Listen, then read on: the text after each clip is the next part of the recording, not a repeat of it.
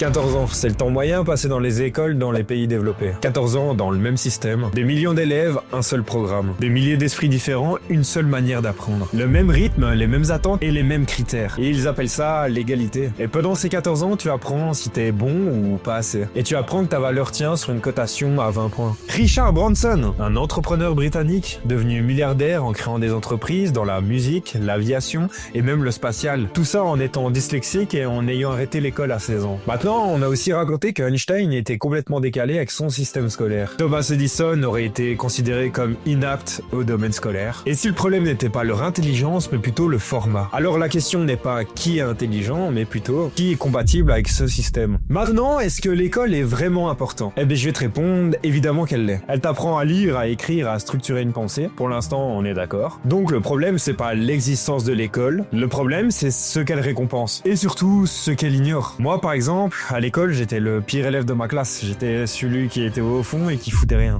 J'étais dyslexique, je lisais plus lentement, j'écrivais plus lentement et je faisais énormément de fautes. Et encore aujourd'hui, j'en fais beaucoup d'ailleurs. Mais si je suis honnête, c'était pas seulement le système qui me mettait en difficulté. C'était moi aussi. Je me donnais pas à fond, je n'avais aucune envie de réussir dans un système que je comprenais pas en fait. Je comprenais pas pourquoi j'apprenais certaines choses. Je comprenais pas comment je devais apprendre. On m'a appris quoi apprendre, mais jamais comment apprendre. Alors pendant longtemps, j'ai toujours cru que j'étais juste moins capable que les autres, mais en réalité, j'avais juste pas encore compris ma manière d'apprendre. Et le jour où j'ai compris que je fonctionnais complètement différemment, alors là, déblocage. Tout a changé. J'ai arrêté d'essayer de copier les autres. J'ai arrêté de me comparer. J'ai commencé à structurer mon apprentissage selon mon cerveau. Et d'un coup, l'école, c'est plus devenu un obstacle pour moi. Elle est même devenue simple. Et j'ai même terminé mes études avec une belle note. Pas parce que le système avait changé, mais parce que moi, justement, j'avais appris à comment l'utiliser. Et c'est là que le débat devient assez intéressant. Le système ne m'a pas détruit, mais il ne m'a pas non plus appris à exploiter ma différence. J'ai dû comprendre seul comment apprendre. Alors la question, elle est peut-être pas est-ce que l'école enterre les potentiels, mais plutôt combien d'élèves ne découvrent jamais leur façon d'apprendre et souvent abandonnent avant même d'avoir compris qu'ils étaient capables de tout. Mais attention, mon histoire, elle veut pas dire que l'école elle est mauvaise. Elle veut dire autre chose. Elle veut dire que le système fonctionne très bien pour ceux qui lui ressemblent, mais pas forcément pour ceux qui fonctionnent autrement. Et c'est là que la question elle devient un peu plus large. Parce que moi j'ai fini par comprendre comment je fonctionnais, comment j'apprenais, mais combien d'élèves ne le découvrent jamais? Combien se définissent par une moyenne? Combien se persuadent qu'ils ne sont pas faits pour les études, alors qu'ils ne sont juste pas faits pour ce format? Un système éducatif national ne peut pas être personnalisé pour chaque cerveau. Il doit être standardisé. D'une certaine manière, c'est assez logique. Mais standardiser, c'est aussi optimiser la moyenne. Et optimiser la moyenne, c'est forcément mettre les extrêmes de côté. Alors que l'exception est toujours un extrême.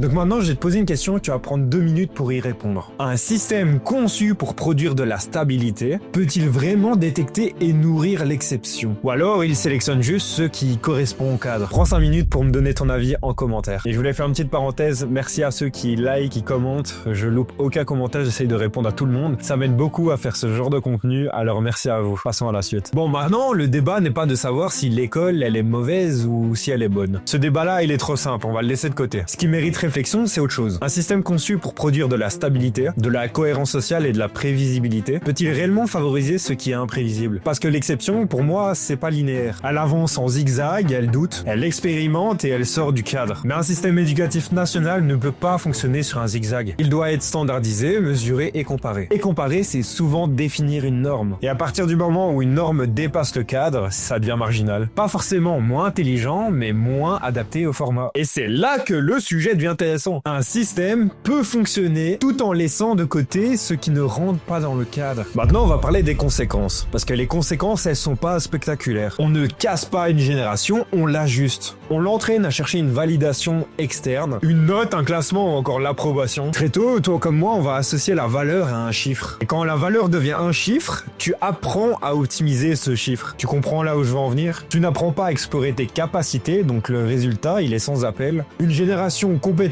rapide et fonctionnelle, mais parfois hésitante quand on lève ce barème. Dès qu'il n'y a pas de consigne claire, ça devient flou. Parce qu'on a appris à réussir dans un cadre, pas toujours à penser en dehors. Et c'est là que le mot égalité devient dangereux. Parce que sur le papier, ça sonne assez noble. Même programme, même rythme, même critères. Donc, égalité. Sauf qu'en réalité, ça mesure pas qui est le plus intelligent. Ça mesure surtout celui qui est le plus compatible avec ce format. Et ça, c'est deux choses bien différentes. Parce que l'égalité, c'est pas traiter tout le monde pareil. Traiter tout le monde pareil quand tout le monde est différent, c'est parfois la manière la plus propre de créer de l'injustice. Tu peux avoir deux élèves. Le premier, il va apprendre en lisant, et le deuxième, il va apprendre en faisant. Le premier, il va retenir en écoutant, et le deuxième, il va retenir en regardant. Tu leur donnes le même cours, les mêmes devoirs et le même examen, et t'appelles ça l'égalité. Alors qu'en réalité, t'as pas donné la même chance de briller aux deux. Et c'est ça exactement le piège de l'école. L'école, elle confond deux choses, l'égalité et l'équité. L'équité, ce serait donner à chacun ce dont il a besoin pour avancer. Mais je l'accorde, c'est assez complexe et ça demanderait à une école de s'adapter aux besoins de chaque élève. Parce qu'un système national, lui, il fait l'inverse. Il demande au cerveau de s'adapter. Et quand tu dis à une génération entière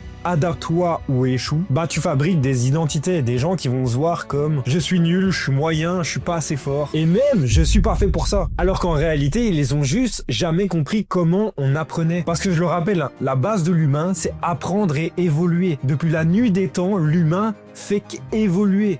Donc pourquoi, maintenant qu'on a un système éducatif, on n'évolue plus? Maintenant, pendant mes recherches, j'ai une dizaine de pages sur internet et de sites visités. J'ai appris quelque chose de terrifiant mais assez concret. Le temps.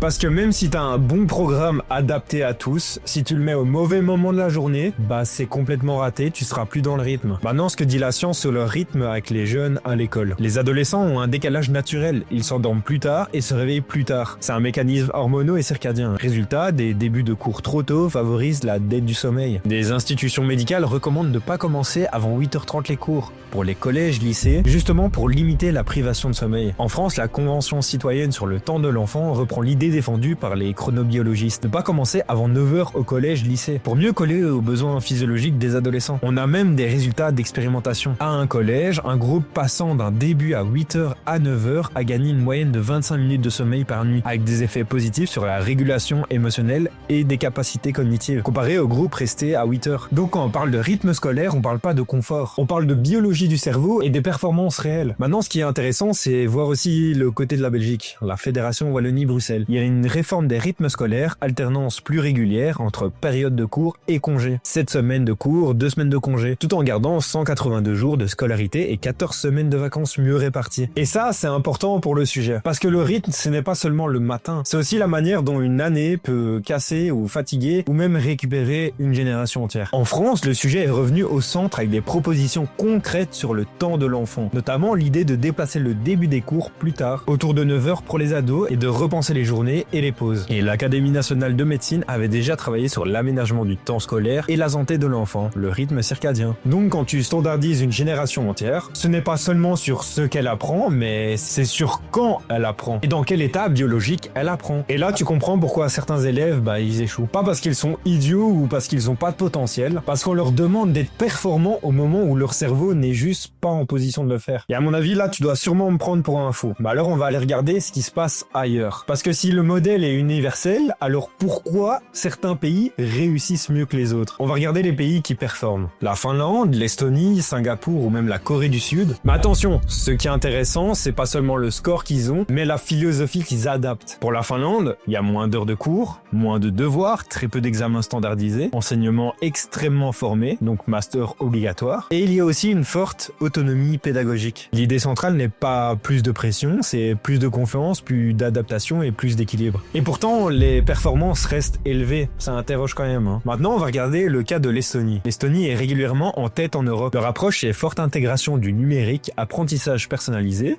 autonomie des écoles et valorisation de la pensée critique. Ils investissent dans la capacité à résoudre des problèmes, pas seulement à faire du copier-coller ou à apprendre par cœur une leçon. Maintenant, on va aller voir du côté de Singapour, qui est d'ailleurs souvent classé dans les premiers. Mais ce qui est intéressant, ils ont réformé leur système pour réduire leur compétition excessive. Moins de classement public, plus d'apprentissage en profondeur, moins d'obsession de la note. Mais les systèmes les plus performants évoluent vers plus de flexibilité. Ce que ça montre, c'est que les meilleurs systèmes ne sont pas ceux qui surchargent les élèves, qui commencent le plus tôt ou notent le plus sévèrement possible. C'est totalement l'opposé, c'est souvent ceux qui investissent le plus dans l'investissement massif des enseignants, réduisent la standardisation excessive, adaptent le rythme et favorisent l'autonomie. Donc le débat, c'est pas l'école est-elle un problème? Le débat, c'est quel modèle d'école? Un modèle centré sur la conformité ou un modèle centré sur le développement réel des capacités? Parce que ces pays-là, ils nous montrent bien qu'on peut obtenir de l'excellence sans écraser les extras. Et ça, je pense que c'est la base. Alors peut-être que l'école n'est pas le problème en soi, mais le degré de rigidité du système. Parce qu'un système rigide récompense l'adaptation, alors qu'un système flexible révèle les extras. Et maintenant, le vrai danger, c'est pas forcément le programme, ni même les horaires. Le vrai danger là-dedans, c'est l'identité. Parce qu'à force d'être noté, classé et comparé, tu finis par croire que t'es ta propre moyenne. Un 12 peut devenir je suis moyen, un 8 devient je suis nul, un 17 devient je suis intelligent. Mais une note, ça mesure pas du tout le potentiel. Elle mesure une performance, un instant précis, dans un format précis. Et pourtant, pendant des années, on va construire son image de soi par rapport à ça. Très tôt, on apprend que si je réussis,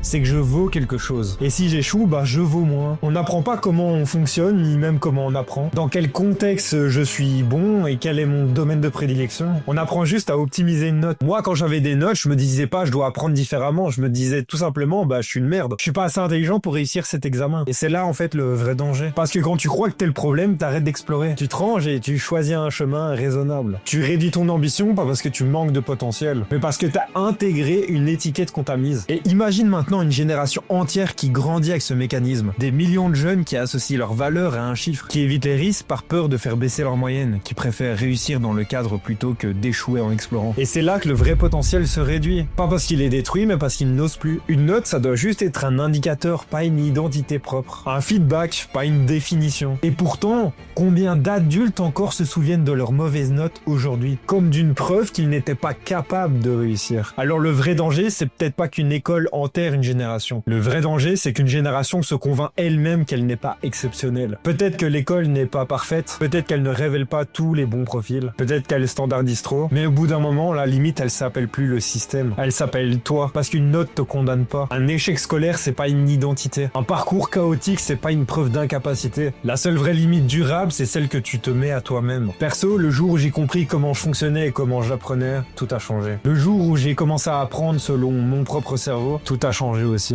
Et c'est pas parce que l'école avait changé, c'est parce que moi, je me suis compris intérieurement. Je le rappelle, je suis pas parfait, je doute encore et j'y échoue encore énormément, mais j'apprends et je pense que c'est le plus important. Et c'est ça que personne ne t'enseigne réellement. Apprendre à te comprendre, apprendre à trouver ton rythme, comprendre ton énergie, comprendre ton potentiel, comment tu réfléchis, comment tu crées. Le système, ça va te donner un cadre, mais ça va pas te définir. Tu as du potentiel et c'est pas parce que je le dis, mais parce que le potentiel, c'est pas lié à une élite. C'est pas réservé aux 1% de la population. Il est lié à une chose assez simple en réalité. La capacité à te connaître et à travailler en fonction de tes besoins. Oui, certains formats sont rigides. Oui, certains systèmes sont imparfaits. Mais à partir du moment où tu as compris comment toi tu fonctionnais, tu reprends le contrôle et je peux t'assurer, tu peux absolument tout réussir. Tu peux t'adapter à n'importe quelle situation. Alors non, peut-être que l'école n'enterre pas une génération, mais elle peut en normaliser une. Et si t'es resté jusqu'ici, merci à toi d'avoir écouté. Et j'espère que je t'ai appris quand même 2-3 petits trucs. Si cette vidéo elle t'a parlé, n'hésite pas à t'abonner. Et n'hésite pas à donner ton avis en commentaire, c'est un espace ouvert au débat, donc n'hésite pas. Et moi je te dis à la prochaine.